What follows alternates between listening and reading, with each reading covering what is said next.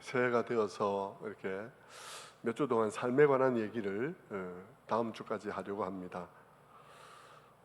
재직 수련회도 별도로 정해져 있긴 하지만 그러나 새해 들어서 하는 이 모든 말씀들은 재직들에게 특별히 더 관련되어지는 말씀이라고 말할 수 있겠습니다. 지난 주일에는 그 삶에 대한 첫 번째 설교로서 종말을 기다리는 자들의 삶에 관한 마태복음 24장과 25장의 비유들을 살펴보았습니다. 그 비유들은 신랑을 기다리거나 혹은 주인을 기다리거나 어쨌든 기다림이라는 공통적인 상황 속에서 그 기다림의 시간을 어떻게 살아가야 하나 하는 그런 주제를 다루고 있었습니다. 그 비유들은 순차를 더해 갈수록 앞에 있는 비유의 미흡한 부분들을 뒤에 있는 비유가 좀 더 설명해 주는 그런 방식을 취하고 있죠. 그런 점에서 이 마태복음 24장 마지막에 있는 이 비유로부터 시작한 네 번의 비유는 한꺼번에 좀 이게 늘 항상 끊어서 이렇게 설교를 해가지만 어떤 면에서 이거는 한꺼번에 다 마음에 담아야 우리가 어떤 모습의 삶을 살면서 주님을 기다려야 할지에 대한 그림이 좀 더 분명하게 그려지는 것이라고 말할 수 있습니다. 마치 우리가 스케치를 할 때 연필을 한 번 드느냐 두 번 드느냐에 따라서 그 그림의 모양이 좀 더 선명하게 나오는 것이 결정되듯이 비유를 한 번의 비유, 두 번의 비유, 세 번의 비유, 네 번의 비유를 통해서 우리가 어떤 삶을 살아야 될지가 좀 더 분명해지는 그런 것이 될 것이기 때문입니다. 24장의 마지막에 있는 비유는 충성되고 지혜로운 종의 비유였습니다. 그 비유의 핵심은 주인이 부재 중에도 충성되고 지혜로운 종이 되라는 것이죠. 주인이 부재하고 또 멀리 가 있다는 그 상황은 남아있는 사람들로 하여금 그들이 정말 어떤 사람들인지를 드러내게 하는 그런 상황이 된다는 것이죠. 악하고 게으른 종들은 주인이 안 온다, 멀리 가 있다는 그 상황, 꽤 오래 있을 것이다 하는 그런 상황은 그들로 하여금 여지없이 자기들이 어떤 자인지를 드러내게 된다는 것입니다. 그들은 마음대로 살아가는 삶들을 살아가겠죠. 아마 마음속의 생각은 이래도 올 때쯤 되면 우리가 다 요령 있게 그렇게 맞이하게 될 거야, 이런 자신감 같은 것이 있으리라고 생각을 합니다. 그러니까 그런 삶을 살죠. 그런데 주님은 그 비유의 말씀을 시작하기 전에 종말에 관한 설교를 하는 중에 내내 그것이 불가능하다는 사실을 강조해 주셨습니다. 주님께서는 이렇게 말씀하셨어요. 하늘에서도 그 날을 아는 사람은 없어. 천사도 모르고 아들도 모르고 아버지만 알고 있어. 땅에서도 아무도 몰라. 그날은 노아의 홍수 때와 같은 거야. 다 시집가고 장가가고 그랬잖아. 그런데 그날이 갑작스럽게 온 거잖아. 그날은 아무도 알 수 없기 때문에 모두가 다 밭에 나가서 일을 하고 있을 것이고 부녀자들은 집에서 맷돌을 갈고 있을 거야. 그런데 한 사람은 가고 한 사람은 남게 될 것이야. 그러면서 주님께서 말씀하시기를 또 그날은 마치 도적같이 임할 거야. 도둑이 언제 오는지를 알 수 있었다면 주인이 대비했겠지. 그러나 도둑은 그렇게 오는 게 아니야. 이렇게 이제 얘기를 쭉 하면서 예수님께서 계속 반복한 말은 뭐냐 그러면, 그런 식으로 너희가 요령 있게 막판에 그렇게 대비하는 방식의 대비는 불가능하다 하는 사실을 계속해서 얘기를 했습니다. 그리고 이제 25장에 들어와서 하신 비유가 열처녀 비유였죠. 비유의 핵심은 참 성도는 깨어있는 삶을 살아간다는 것입니다. 그런 깨어있는 삶을 사는 이유는 주님이 다시 온다는 사실을 믿기 때문이다 라고 말씀하신 것이죠. 깨어있다는 것은 잠을 안 잔다는 뜻이 아니라 주님이 다시 올 거라는 기대와 오시면 그분을 만나야 된다는 책임감, 그런 책임감으로 깨어있다는 것입니다. 반대로 잠들어 있다는 것은 입으로는 뭐라고 말하든지 상관없이 실제는 아무런 기다림이 없이 그저 좋은 게 좋다는 식으로 살아간다는 것이죠. 그들에게 아무런 긴장감과 기다림이 없다는 그 삶 자체가 재림을 기다리지 않는다는 사실을 말해준다는 것이죠. 아무런 긴장감이 없이, 아무런 그런 것이 없이 있는 경우들이 너무도 많은 것입니다. 오늘날 한국교회에 너무나 많은 사람들이 아무런 긴장감이 없이 이 날을 보내고 있습니다. 저는 목사님들 가운데 너무나 많은 사람들이 아무런 긴장감이 없다는 사실을 봅니다. 그저 좋은 게 좋다는 식으로 너무나 흐물흐물하게 자기의 마음을 지켜서 살아가는 사람들이 많지가 않다. 저는 그렇게 생각합니다. 장로님 중에서도 많은 사람들이, 너무나 많은 사람들이 제도에 매여 있다고 생각합니다. 그리고 진정 마음으로 주님을 기다리는 마음이 아니라고 사실은 생각합니다. 저는 우리 교회 장로님들은 정말 좀 다른 분들이 있지만, 그러나 여러분 일반적으로 볼 때 그렇지 않다 생각해요. 이 열처녀 비유를 통해서 이 비유는 우리들에게 경고를 하고 있습니다. 같은 곳에 있다고 착각하지 마라. 같은 곳에 있다고 다 신랑을 기다리는 사람은 아니다. 등을 가지고 있다고 착각하지 마라. 등을 가지고 있어도 기름이 없을 수가 있다. 네가 교회를 다니고 있다고 착각하지 마라.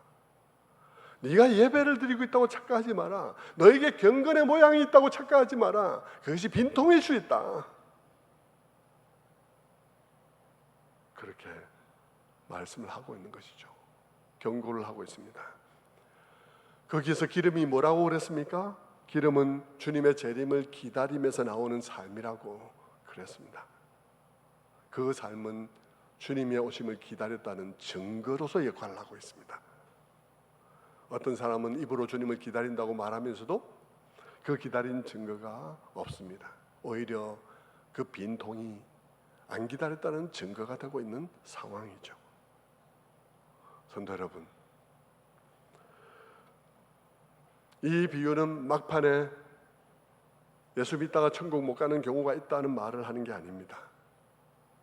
그 비유는 진짜 믿지 않는 자들이 믿는 자 가운데 있다, 믿는 것처럼 보이는 믿는 자들의 무리 가운데 있다는 말을 하고 있는 것입니다. 믿지 않으면서도 성도들 사이에 있다는 그 자체로 안심하고 있는 자들이 있다는 말씀을 하고 있는 것이죠. 보통 때는 모른다. 그러나 주님 오면 그것은 반드시 드러나게 되어 있다 라고 경고를 하고 있습니다. 씨앗을 짜면 기름이 나오듯 우리의 평범한 삶, 일상적인 삶, 그것을 압축하면 그 가운데 주님 기다림이라는 것이 있는 사람들이 있다. 그것이 기름이다 라고 말을 하고 있습니다. 우리의 삶은 우리 모두 다 평범한 일상적인 삶들을 해갈 것입니다. 우리 모두 자녀를 낳고 육아를 하고 교육을 하고 경제활동을 하고 그리고 정치활동하고 문화활동을 합니다. 다 평범한 삶들이 우리에게 이루어지지만, 그러나 어떤 사람은 그것을 짜면 그 안에 주님 기다림이라는 것이 그 안에 들어있는가 하면, 어떤 사람이 그것을 짜도 그런 것이 전혀 없는 사람들이 있다는 것이죠. 성도 여러분, 저는 우리 교회가 정말 이 부분에 있어서 깨어나야 한다고 생각합니다. 너무나 많은 주변의 교회, 다른 주변에 있는 그리스도인들 누가 어떻게 하든지 여러분 일단 신경을 끊으십시오. 그리고 말씀 앞에 서서 우리가 그냥 그 말씀 앞에 비추어 나는 누구인가를 생각해야 하는 것입니다. 미련한 처녀는 막판에 허둥댔습니다. 그들은 기름을 빌리려 했지만 빌릴 수 없었습니다.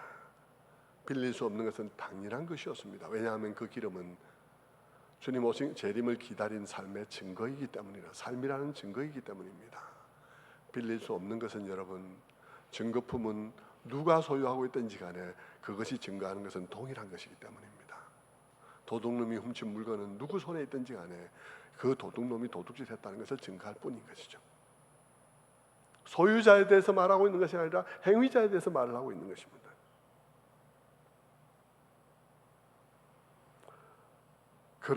그것은 그런 삶이기 때문에 갑자기 준비하는 것도 불가능하다고 말씀을 드렸죠. 다섯 처녀가 미련한 것은 왜 미련한 것입니까? 그들은 스스로 속고 있기 때문인 것입니다. 살아가는 날 동안에 그냥 믿는 사람들의 무리 가운데 있으면서 내가 진짜 믿음을 가졌는지, 나는 무엇을 믿고 있는지, 나의 삶은 정말 이 모든 것을 믿고 있는 자의 삶에 맞는 것인지 아무런 점검함도 없이 내가 그저 거기에 있다는 것 하나만으로 나도 믿는 자일 거라고 생각한 그것이 어리석다는 것입니다. 우리에게는 그런 어리석음이 있어서는 안 되겠다는 것이죠. 성도 여러분, 그렇다면 주인이 돌아올 것을 기다리는 마음으로 사는 삶은 어떤 삶일까? 그것이 달란트 비유였죠. 신랑을 기다리는 삶은 마치 주인이 5달란트, 2달란트, 1달란트를 맡기고 간 종들과 같아서 그들이 주인이 부재하지만 부재한 가운데서 최선을 다해서 살아가는 삶과 같은 것이라는 것입니다. 그 비유가 가리키는 것은 명확한 것이었습니다. 우리 모두에게는 각자에게 주어진 삶, 주어진 것들이 있고 재림을 기다리는 삶은 그것을 가지고 최선의 삶을 살아가는 것이다 하는 것입니다. 중요한 것은 1달란트 받았느냐 2달란트 받았느냐가 아니라 네가 받은 것 가지고 어떤 삶을 사느냐는 것이 중요하다는 것이 그 비유가 우리에게 가르쳐 주는 것이죠. 그 비유에서 주인은 그 많은 것을 맡기고 다른 나라로 갔습니다. 그리고 오랜 후에 돌아옵니다. 그 주인 정말 대단한 주인입니다. 왜냐하면 이것을 맡긴 사람들이 종이잖아요. 종은 노예입니다. 자유인이 아니에요. 이들은 굉장히 사회적으로 보면 굉장히 그 당시에 인권도 없고 열악한 그런 상황 속에, 조건 속에 있는 사람들이죠. 지적인 능력도 상당히 떨어질 수도 있습니다. 그런데 그 주인은 대단하게도 그들에게 1달란트, 2달란트, 5달란트를 맡겼습니다. 6억 원, 12억 원, 30억 원을 맡겼다는 것이죠. 그리고 그들에게 아무것도 미주알 고주알 간섭하지 아니하고 일단 딱 맡기고 멀리 떠나서 오랜 후에 돌아왔다는 것입니다. 그동안 그들이 그것을 누리며 관리하며 그것을 가지고 또한 장사하며 자유롭게 해갈 수 있도록 맡겼다는 것이죠. 정말 대단한 주인이라는 사실을 알 수 있습니다. 그런데 그 자유에 대해서는 계산할 날이 있다는 것이죠. 훗날 주인이 그 맡겨진 모든 것과 시간에 관해서 계산한다는 것입니다. 그때 중요한 것은 아주 당연한 것입니다. 그것은 그들에게 맡겨진 것을 가지고 어떤 태도로 그 자유로운 시간들을 살았느냐 하는 것이 그 모든 계산의 핵심이 될 것입니다. 이 계산에서 어떤 사람들은 착하고 충성된 종으로 평가되었고 어떤 사람들은 악하고 게으른 종으로 평가되었습니다. 여러분, 착하고 충성된 종이라고 평가받은 이유가 무엇이라고 했죠? 저는 지난 주일 그것은 그 주인이 많은 것을 맡기고 멀리 떠나서 오랜 후에 돌아왔다는 상황과 관련이 있다 그랬습니다. 그들에게는 중요한 것이 맡겨져 있었고 그리고 상당 기간 주인이 오지 않았으니까 그들은 금방 오지 않을 것 같은 그런 주인으로 인해서 그들은 해이해지거나 게을러지기 쉬운 상황이었습니다. 그러나 그럼에도 불구하고 그들 중에는 해이해지지 않고 게을러지지 않고 한결같이 자기 마음을 지켜서 주인이 곧 오실 것처럼 그렇게 살아가는 종들이 있었다는 것이죠. 그것이 충성된 것이죠. 보나 보지 않으나 자기를 지켜서 살아가는 삶, 그것이 그리스도인의 삶입니다. 보나 보지 않으나 충성되게 살아가는 삶, 그것이 그리스도인의 삶입니다. 금방 오실 것 같지 않아도 자기를 지켜 성실하게 끝까지 사는 삶, 그것이 그리스도인의 삶이에요. 끝까지 그렇게 성실하게 목사면 목사, 장로면 장로, 자기를 잃지 않고 가는 것이죠.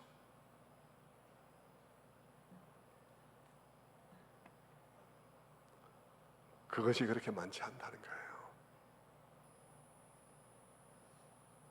성도 여러분, 하나님께서 우리에게 이 땅에서 마치 자유인 것처럼 우리를 자유에 주셨어요. 때로는 하나님께서 우리의 삶 속에서 물러나 계신 것 같고 때로는 안 계신 것 같고 뭐 사람들이 막 이러니까 하나님께서 나를 때리더라 막 이런 얘기하지만 안 맞는 경우들 너무 많을 거예요. 저는 여러분들이 막 이렇게 말하는 것 저는 거의 귓가로 흘립니다. 그렇게 믿고 계시구나, 그렇게 생각해서 유익되면 좋겠다, 그런 정도예요. 하나님께서는 우리들에게 많은 자유의 시간들을 주셨습니다. 그러나 계산할 시간이에요. 항상 내 마음을 지켜서 끝까지 동일하게 살아가는 것 매우 중요하죠. 아무도 간섭하지 않는데 자기 스스로 언제나 마음을 지켜서 살아가는 것, 그것은 대단한 싸움이고 대단한 충성인 것입니다. 자, 오늘 이제 지난주일 것까지 제가 다시 한번 빠르게 이렇게 다시 기억나게 하고 한 후에 오늘 추가적으로 살펴보고자 하는 것은 첫 번째로 그 비유 속에서 종들이 남기고 남기지 않은 문제에 대해서 살펴보려고 합니다. 5달란트와 2달란트 남긴 종들은 5달란트와 2달란트를 남겼다고 보고를 했고 그 주인은 그들에게 착하고 충성된 종이라고 말하며 그들에게 칭찬을 해주었습니다. 반면에 1달란트 받은 종은 1달란트 그대로 가지고 와서 주인에게 돌려주었습니다. 그래서 주인을 경록해 했죠. 얼핏 잘못 읽으면 그 주인이 기뻐하거나 분노한 것이 종들이 달란트를 남기거나 남기지 않았기 때문에 기뻐하고 분노한 것으로 생각하기 쉽습니다. 본문에서는 달란트를 남긴 종들은 장사해서 달란트를 남겼다고 말하고 있으니까 또 더욱더 그렇죠. 또 남기지 못한 종은 1달란트를 받은 종은 그 1달란트를 땅에 묻었다가 그대로 주인에게 돌려주었습니다. 만약 여러분 생각해 보십시다. 그 주인이 기뻐한 것이 종들이 달란트를 남겨왔기 때문에 기뻐하였다면, 장사해서 더 많은 달란트를 가지고 돌아온 것 때문에 기뻐한 것이라면 우리는 지금 고민에 빠지게 될 것입니다. 어떻게 해야 달란트를 남길 수 있지? 지금부터 생각해야 되겠죠. 어떻게 해야 남길 수 있는 거야? 장사를 해서 남겼다 그런데 그런데 장사하다가 망할 수도 있잖아. 망하면 어떻게 되는 거야? 그 망하는 것을 어떻게 방지한단 말이지? 그럼 우리가 지금 경영학을 공부해야 되는 건가? 그런데 나는 머리가 공부하는 머리가 아닌데 경영학을 공부하려면 어떻게 해야 되는 거야? 나는 장사하는 머리가 아닌데 장사해서 남겨야 된다면 어떻게 해야 되는 거야? 고민에 빠지는 것입니다. 그리고 그렇게 경영학을 공부했다 치자. 그래도 인생이란 거지. 최선을 다해서 노력했지만 망하는 경우도 있잖아. 어떡할 거야 그거? 고민이 많아지겠죠. 성도 여러분, 여기에서 헷갈리지 않게 되기를 바랍니다. 주인이 칭찬한 것은 단순히 5달란트를 남기거나 2달란트를 남겨서가 아니라 그들이 살아가는 삶의 태도 때문입니다. 그들은 주인이 없는 동안에도 최선을 다해서 주인이 준 것 가지고 남겨보려고 최선을 다했기 때문이에요. 주인이 없는 가운데서 주인이 자기에게 맡긴 것들을 가지고 신실하게 사용하는 삶을 살았다는 것입니다. 남겼다는 것은 여기서는 달란트를 남겼다고 되어 있지만 이건 비유예요. 비유는 한계가 있습니다. 비유는 항상 간단하게 만들어야 되고 간단한 것 속에서 무언가를 설명해야 되니까요. 그것은 실제하고는 다른 거예요. 주님이 말하고자 하는 것의 실제하고는 다른 거예요. 남긴 것은 뭘 남겼을까? 달란트를 남긴 것일까? 달란트를 남겼다는 게 뭘까? 성경을 좀 더 넓은 문맥을 통해서, 성경 전체를 통해서 여기서 주님께서 남겼다는 것이 말이 도대체 뭘까? 라고 성경을 쭉 살펴보면 그것은 하나님이 주신 것으로 그것을 적극적으로 사용하는 삶을 통해서 신실하게 살아감으로써 그 사람의 주변에 하나님 나라를 많이 남긴 것입니다. 하나님 나라를 많이 확산시킨 것이죠. 하나님 나라 효과를 내게 주신 것들을 가지고 내게 주신 인생, 내게 주신 기회, 내게 주신 시간, 내게 주신 포지션, 내게 주신 모든 것을 가지고 성실하게 주인의 뜻에 따라서 잘 사용해서 내 주변에 하나님 나라 효과를 많이 만들어낸 것이 달란트를 남긴 것입니다. 성경에서 여러분 그렇게 무엇을 불리거나 결실을 하게 되는 것의 실제적인 내용은 하나님 나라예요. 하나님 나라 비유 중에서 씨 뿌리는 비유가 있습니다. 이런 밭 저런 밭 저런 밭에 씨를 뿌리게 되죠. 그런데 거기에 옥토에 뿌려진 씨앗에 관한 얘기가 있습니다. 옥토에 뿌려진 씨앗은 30배, 60배, 100배의 결실을 맺느니라. 30배, 60배, 100배가 뭐겠습니까? 비유 안에서는 곡식입니다. 씨앗이니까. 그러나 지금 이것은 하나님 나라 비유잖아요. 하나님 나라의 비유잖아요. 그럼 그 열매가 뭐겠습니까? 그 열매가 하나님 나라가 내가 진실로 그 말씀을 마음으로 받아들이는 사람들의 주변에 30배, 60배, 100배의 결실을 맺는다는 것입니다. 그것이죠. 이 비유에서 남겼다는 말도 그런 의미로 이해되어야 하는 것입니다. 이것을 마치 장사에서 똑같은 걸 또 남기는 것으로 그렇게 생각해서는 안 되는 거예요. 그 결실에는 이윤, 그 남긴 것에는 무형적인 것들도 포함될 수 있습니다. 내게 주신 것을 잘 사용함으로 나타난 돈으로 표현할 수 없는 것들. 비록 내게 어려움이 있었고 내가 정말 5달란트가 아니라 나는 1달란트를 받아서 나는 다른 5달란트 받은 사람에 비해서 나는 매우 어려운 삶을 살았을지라도 그 어려운 삶 속에서 최선을 다함으로 어려운 사람이 도리어 다른 사람들에게 감동이 되어져서 누군가가 그것에서 격려를 받고 새로운 삶을 살게 된 것, 내 주변에 누군가가 가슴 벅찬 도전을 받고는 그 사람이 다시 일어나 시도함으로 성공한 것, 내가 하나님이 내게 주신 환경과 처지를 가지고 성실하게 살아서 누군가에게 감동을 줌으로써 선순환이 막 시작된 것, 그것은 남긴 것이죠. 남긴 것이에요. 그런 의미에서 그 달란트를 남기는 일은 재벌만 할 수 있는 게 아니에요. 물론 재벌도 할 수 있겠죠. 마음 잘 먹으면 할 수 있습니다. 근데 재벌만 할 수 있는 게 아니라 탈북자도 할 수 있습니다. 깨어진 가정의 자녀도 할 수 있습니다. 그러므로 여러분, 달란트를 남겼다는 그것이 여기에서 장사해서 5달란트 받아서 5달란트 남겼다 60억이 됐다 해서 꼭 성공적인 모습으로 보여야 할 필요는 없어요. 꼭 그렇지 않을 수 있습니다. 때로는 달란트를 남긴 그 삶이 겉모양은 실패의 삶처럼 보일 수도 있습니다. 마치 주님께서 말씀하신 것처럼 미랄의 비유처럼 말입니다. 한 알의 미랄이 땅에 떨어져 썩으면 많은 열매를 맺는다. 그때 여러분 많은 열매가 맺기 전까지 여러분 그때까지 그 상황을 딱 보면 어떻습니까? 한 알의 미랄이 추락했어요. 떨어졌어. 썩었어. 죽은 것 같아. 그런데 여러분, 시작부터 끝을 아시는 주님의 눈으로 그것은 이미 100배의 열매를 맺고 있어요. 그럴 수 있다는 것이죠. 그런 점에서 이 비유는 태도에 관한 이야기이고, 그런 태도로 나아가면 이 장사는 안 남을 수 없는 장사예요. 아무것도 안 남는 경우는 땅에 묻어놨을 때뿐인 거예요.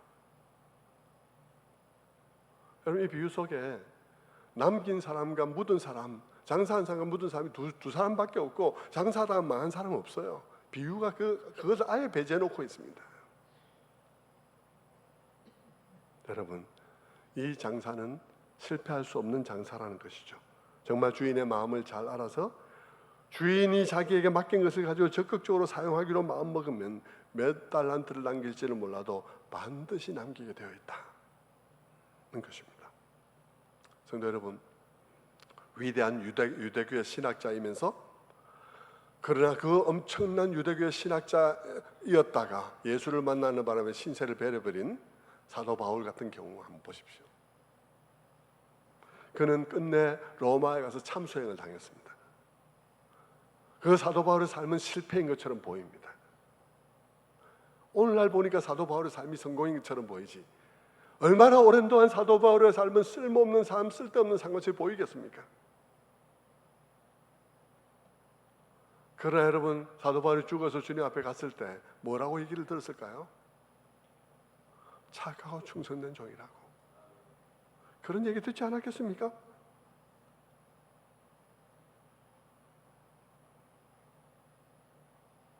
여러분, 이 비유로 보면 비유가 장사한다고 되어 있으니까 경영학을 공부할 필요가 있지 않나, 장사에 안 망하려면 이게 많은 장사 수련을 해야 되는 것 아닌가 하는 생각이 들지만 그건 비유고요.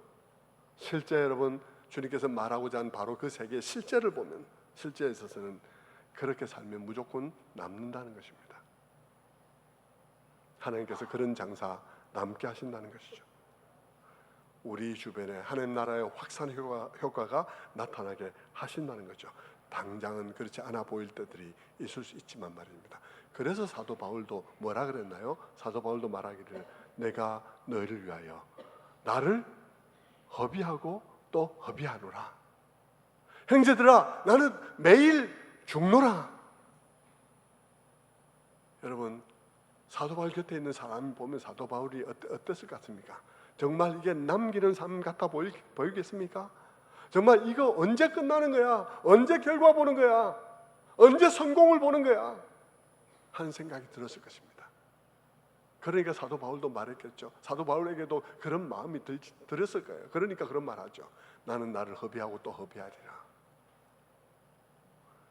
여러분, 그러나 그가 달란트를 남기지 않은 자라고 말할 수 있는 사람은 아무도 없을 거예요. 결국 문제는 태도인데요. 한 달란트 받은 자의 경우도 그 태도가 문제인 것입니다.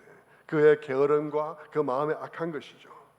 그는 한 달란트를 받았지만 그는 아주 소극적인 삶을 살았습니다. 그는 그것을 적극적으로 활용하지 않고 땅에 묻었습니다. 그리고는 주인이 오자 다시 그것을 파서 주인에게 드렸죠. 그는 그것을 주인에게 돌려주면서 말했습니다. 주인님, 제가 알기에 당신은 지독한 사람입니다. 심지 않고도 거두는 분이십니다. 그래서 저는 마음에 두려운 마음이 들어서 당신에게 받은 그 달란트를 받자마자 땅에 묻어두었습니다. 그리고 이제 그것을 가져왔습니다. 보십시오. 당신이 가진 그것이 바로 당신이 내게 준 바로 그 달란트입니다. 막 이렇게 얘기된 것이죠. 그 말을 들은 주인의 기분이 어떻겠습니까? 말할 수 없이 화가 났을 것입니다. 그가 화가 난 이유는 한 달란트에 붙어야 되는 이윤 때문이 아닙니다. 그가 화가 난 것은 그 종의 삶의 태도에 화가 났고 그가 자신에 대한 생각에 화가 났어요. 주인도 모르는 게 주인을 단정적으로 말하고 있으니까 화가 난 것이죠. 그래서 그 주인이 그 종에게 말합니다. 내가 그런 사람인 줄 알았더라면, 네가 생각한 그 생각에 딱 맞는 말은 뭐냐 그러면 네가 그것을 땅에 묻지 말고 이자 주는 데다 맡겨야지 이자까지 가져야 되는 것 아니냐. 네가 그렇게 생각하면 그렇게 해야 되는 게 맞는 거지 라고 이렇게 말씀한 거예요. 주님이 이자를 갖고 오라는 말이 아닙니다. 주님은 이자 놀이 하지 말라고 구약에 또 말을 했어요.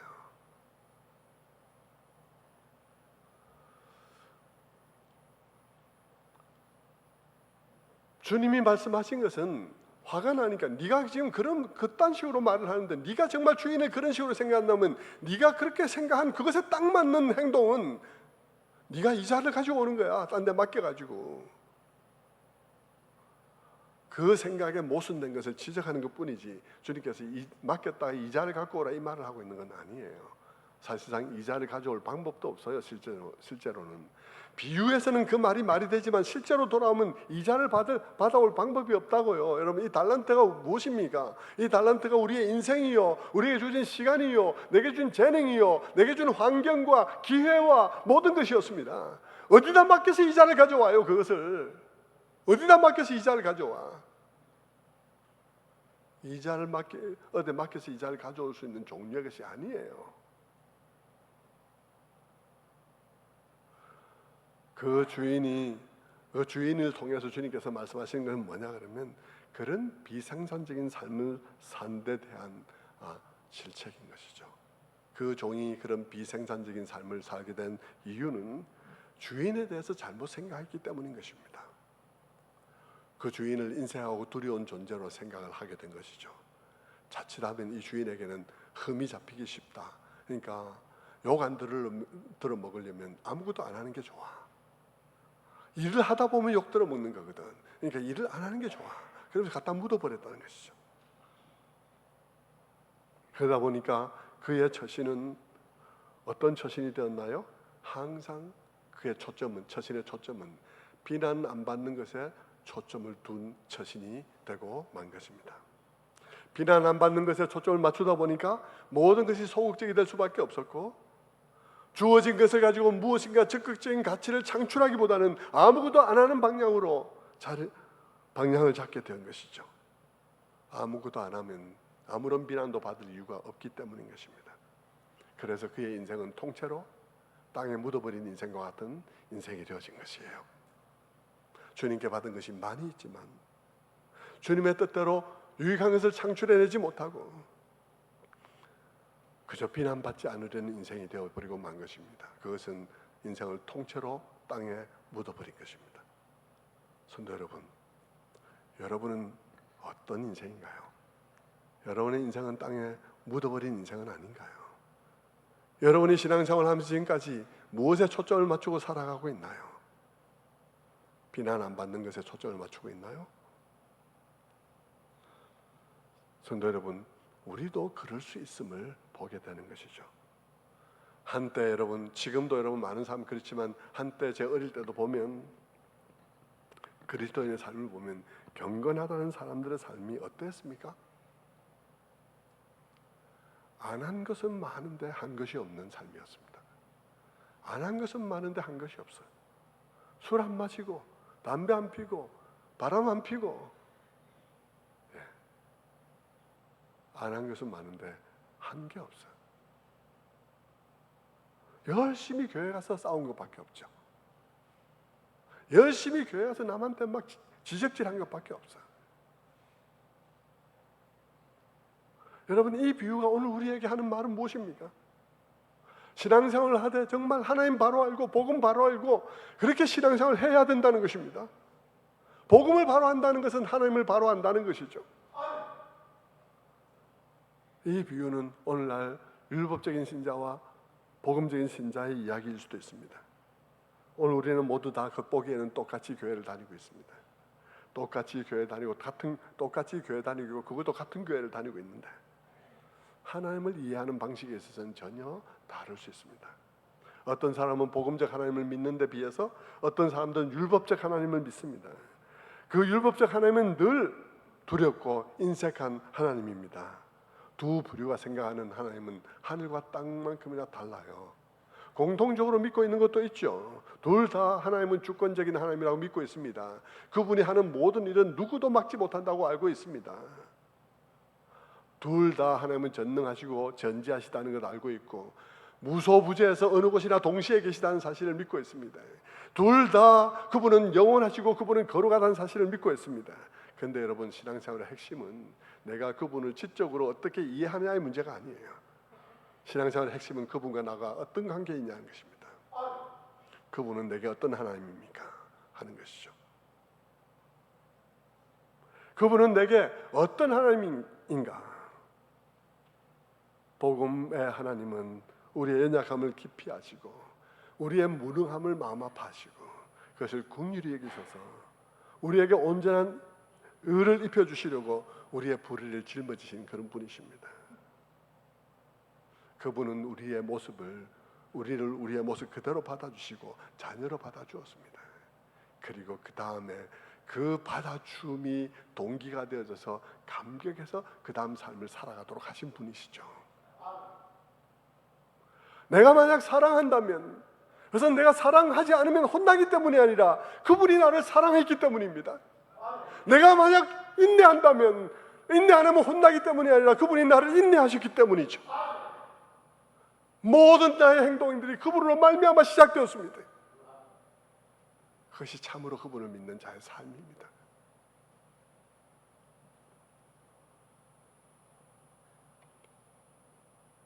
그분은 주지 않고 요구하는 분이 아니에요. 그분은 심지 않고 요구하는 분이 아니에요. 그분은 이미 모든 것을 주신 분이십니다. 그리고 우리들에게 거기에 맞게 살으라고 하는 거죠. 지금 여기서 천국 들어가고 안 들어가고 이게 나오지만 그렇게 살아서 천국 들어가는 것이 아니라 이 믿음에 맞게 살았냐는, 네 삶이 뭘 증거하고 있냐 이 말입니다. 네 삶이 뭘 증거하고 있냐, 네가 정말 은혜 받은 자냐, 네가 정말 믿고 있는 자냐. 그렇다면 네 삶의 증거는 뭐냐 하는 것이죠. 그런데 많은 사람들은 율법적인 하나님으로 이해합니다. 그래서 이 한 달란트 받은 자처럼 말하죠. 주인이여, 당신은 마음이 굳은 사람이라 심지 않은 데서 거두고 뿌리지 않은 데서 모으는 줄을 내가 알았으므로 내가 무서워서 당신이 내게 준 것을 욕 안 들어 물라고 그냥 땅에 확 묻어붓습니다. 마음 아픈 일이죠.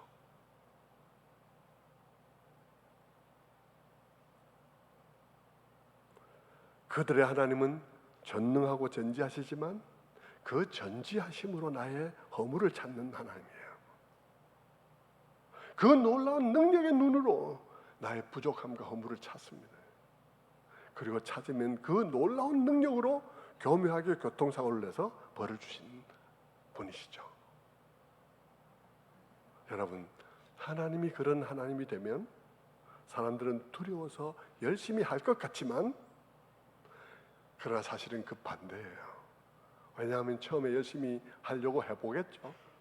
열심히 해보지만 아무리 생각해도 하나님 마음에는 안 들 것 같아요. 그분에게 흡족하도록 할 방법이 없는 거예요. 그분을 아니까 그분을.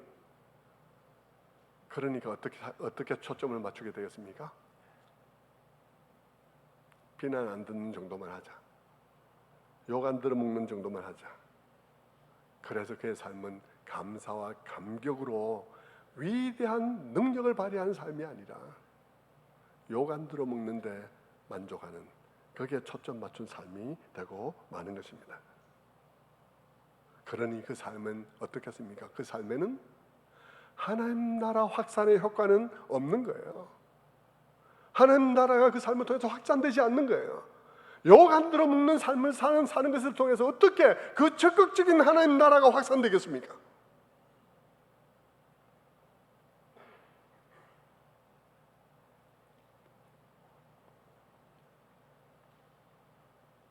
저는 이게 다 재직 수련회 재직들에게 다 해당되는 것입니다. 여러분이 그 재직으로서 그 직분을 어떻게 하고 있냐?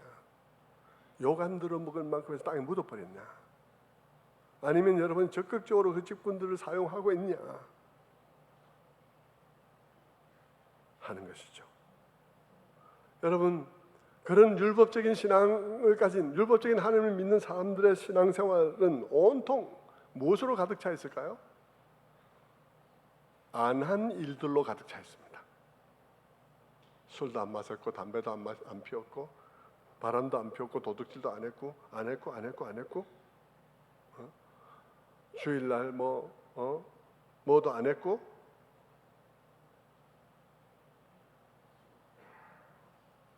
뭘 했냐고 물으면 안 하는 걸 했습니다. 안 하기를 했습니다. 이렇게 말할 삶이 되는 것이죠. 하나님이 주신 그 모든 것을 가지고 적극적으로 살아가는 삶, 그것을 가지고 적극적인 삶을 살아서 하나님의 뜻에 합당하게 적극적인 삶을 살아서 하나님 나라가 확산되어지고 열매 맺는 그런 삶을 상관없고, 그냥 내게 주어진 것 같고 그냥 땅에 묻은 것 같이 그런 삶을 살아가는 거예요. 그래서 달란트 비유는 말하는 것입니다. 재림을 기다리는 동안 그런 삶을 살지 마라. 하나님은 가혹하거나 그런 인색한 분이 아니다. 그분은 너의 실패나 실수를 기다리는 분이 아니다. 오히려 그분은 너같이 무가치한 종에게 어마어마한 것을 맡기시고 시간을 주고 자유를 주고 한번 네 마음대로 해보라고 기회를 주신 놀라운 분이시다. 그리고 네가 그것을 가지고 적극적인 삶을 살아보기로 마음에 결심하면 안 남을 수가 없어. 하나님 나라가 네 주변을 통해서 확산이 안 될 수가 없어. 하나님 나라가 확산이 안 되는 경우는 한 경우뿐이야. 네가 받은 그 모습을 땅에 묻어버린 경우. 네가 받은 그 모든 것을 땅에 묻어버린 경우 외에는 남지 않는 경우가 없어. 이 비유에 다른 세 번째 경우가 없어요.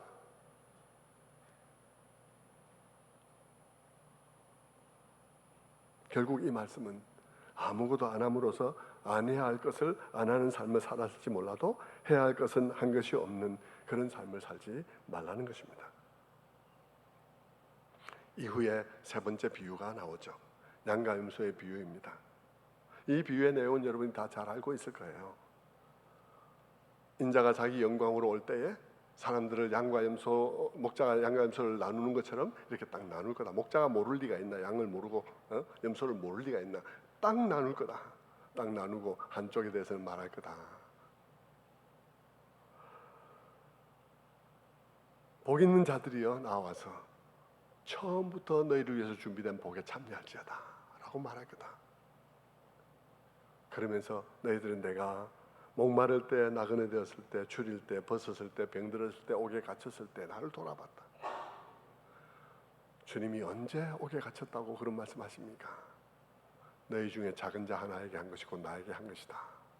또 다른 사람들에게 너희 저주받을 자들아 영원한 벌에 들어가라. 너희는 내가 줄이고 목마르고 갇히고 병들고 헐벗었을 때 나를 돌아보지 않았다. 언제 주님이 그랬습니까? 너희 중에 작은 자에게 아니한 것이 곧 나에게 아니한 것이다.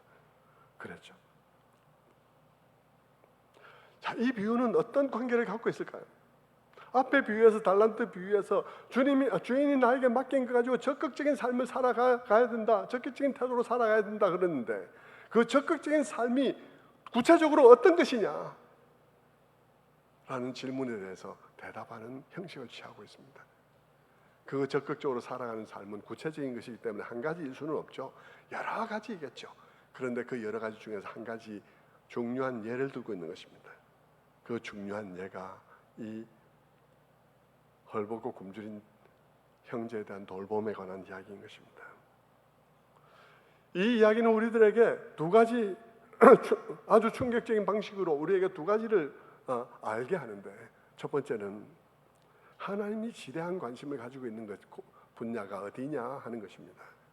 그 달란트를 가지고 살아갈 수 있는, 우리가 살아가야 할 그런 적극적으로 살아야 할 삶은 많을 거예요. 구체적으로 얘기하면 너무 많죠.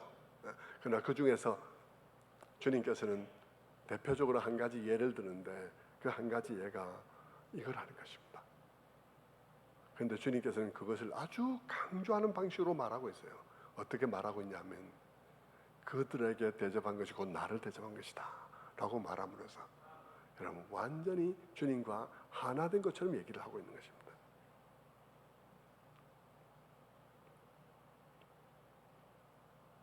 그들은 얼른 알아먹지 못하죠. 언제 주님이 헐벗었고 언제 주님이 나그네 되었고 언제 주님이 옥에 갇혔다는 말입니까? 그러나 주님께서는 말씀하시는 거예요. 너희가 정말 네 주변에 그런 자들을 돌아보았다면 그것이 곧 나를 위해서 한 것이다.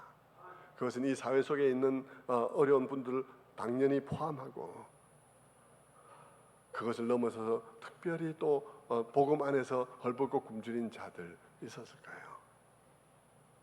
특별히 복음 전도자들 가운데 그런 분들이 많았어요. 옥에 갇힌 자들 많았어요. 오늘날로 말하면 선교사들일 수도 있습니다. 그들은 여러분 IMF 이후로 수많은 선교사들이 지금은 지원을 받지 못해서 허걱대고 있습니다.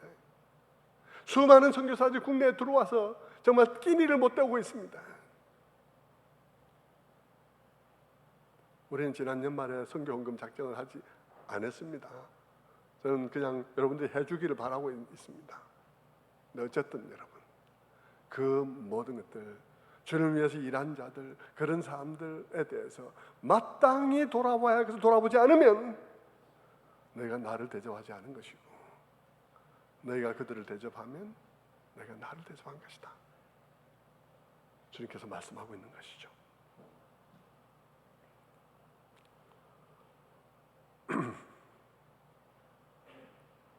저는 이번에 재직수련회 다 마찬가지로 거기에 초점이 맞춰져 있는데 우리 모든 성도들이 또 모든 목장들이 전도회들이 섬길 현장을 가지고 있어야 되겠다.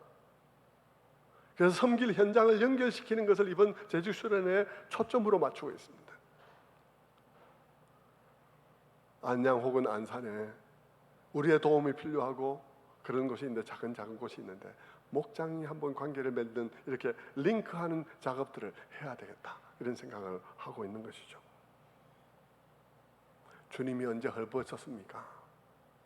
라고 말하지 말고 이미 너희 주변에 있다고 말씀하고 있는 것입니다. 이 양과 염소의 비유를 통해서 충격을 주는 두 번째는요, 영원히 분리되는 그들이, 영벌에 들어가라 하는 그들이 엄청난 죄를 저지른 게 아니라는 것입니다. 그들이 뭐 살인자고 이런 어떤 성폭행범이고, 그들이 뭐 강도짓을 했고 가정 파괴범이고 그런 게 아니었다는 것입니다. 그들이 아마 당연한 것이죠. 그러나 여러분, 여기서 말하는 그 사람들은 그런 사람들이 아니라 해야 할 것을 안 한 자들이라는 것입니다. 해야 할 것을 안 했더라는 것이죠.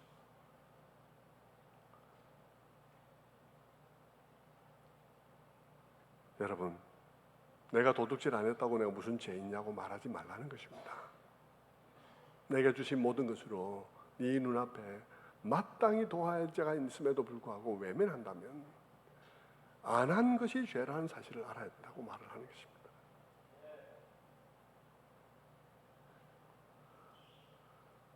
하지만 제 말을 오해해서는 안 됩니다. 이렇게 말하고 마치면 어떤 이야기가 되냐 그러면, 성경하고 배치되게 내가 한 그 행위, 내가 한 그 삶을 통해서 천국 가고 안 되고가 결정된다고 생각하는 일이 생기겠죠. 제가 말씀드리고 것이나 이 성경이 말하고 있는 것은 그런 뜻은 아니에요.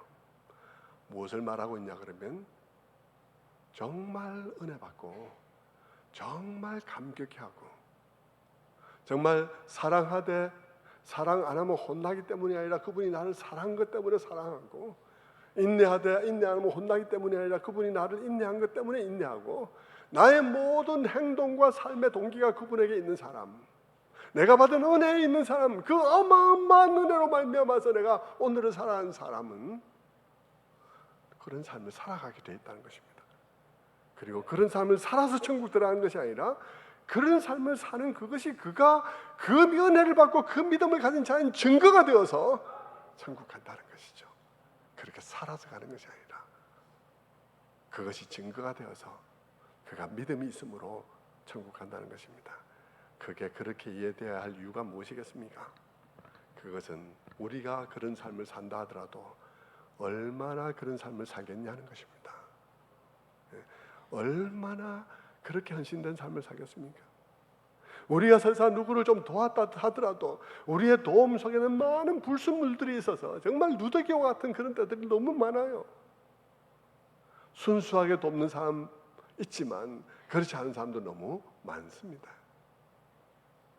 그리고 우리가 돕는 그 비율이 우리의 삶 가운데 얼마나 되겠습니까? 얼마 그렇게 크지 않겠죠.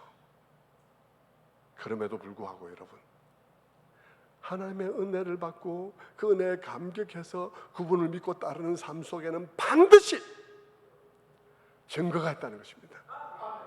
반드시 증거가 있습니다.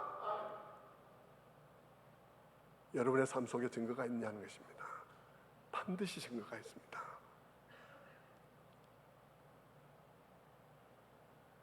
그래서 이렇게 나뉘는 것이죠. 그 증거로 인해서. 말씀을 맺겠습니다. 말씀 맺기 전에 우리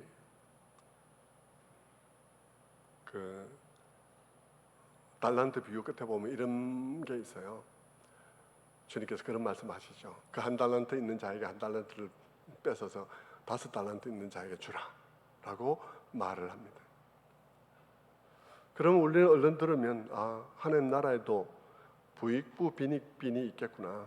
부자는 더 부자. 주님이 또 그래 말하니까 무릇 있는 자는 더욱 얻게 되고 없는 자는 있는 것마저도 빼앗게 되리라. 그러니까 하나님 나라도 부익부 빈익빈이 아주 극심하게 돌아가겠네, 이런 생각을 할 수 있습니다. 그러나 여러분, 제가 이 해설을 이 넷째 번 이 비유를 풀이하고 난 다음에 하는 이유가 있습니다.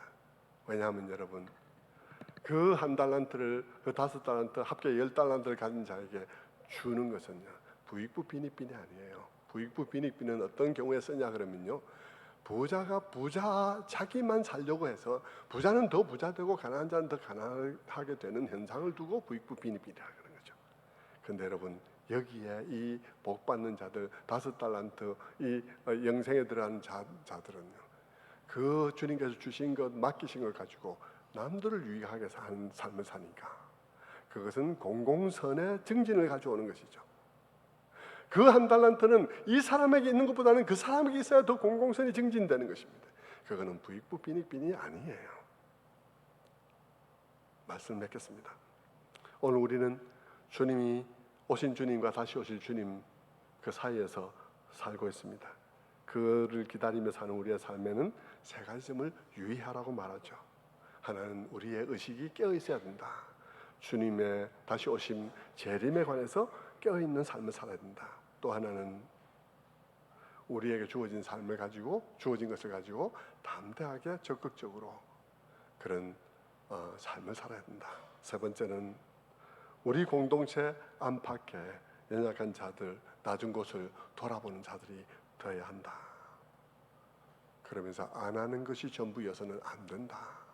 해야 하는 것을 해야 한다라고 말씀하고 있는 것입니다. 아무쪼록 우리 모두가 다 정말 잠들어 버리는 교회가 아니라 깨어나는 교회들이 되기를 바라고요. 하나님 앞에서 정말 깨어나 진정한 신앙을 가진, 어리석은 자처럼 신자들의 무리 속에 있으면서 나도 신앙이 있나 하는 이런 사람 한 사람도 없이 모두가 다 진정한 신앙인이 되는 우리 평촌 새순교회가 되기를 주님의 이름으로 축원합니다. 기도하겠습니다. 자비로우신 아버지 하나님 감사합니다. 오늘 이렇게 또 마태복음 24장 25장의 말씀을 가지고 또 주님 오심을 기다리는 신앙, 그들은 어떤 삶을 살아야 되는지에 대해서 나누어 보았습니다.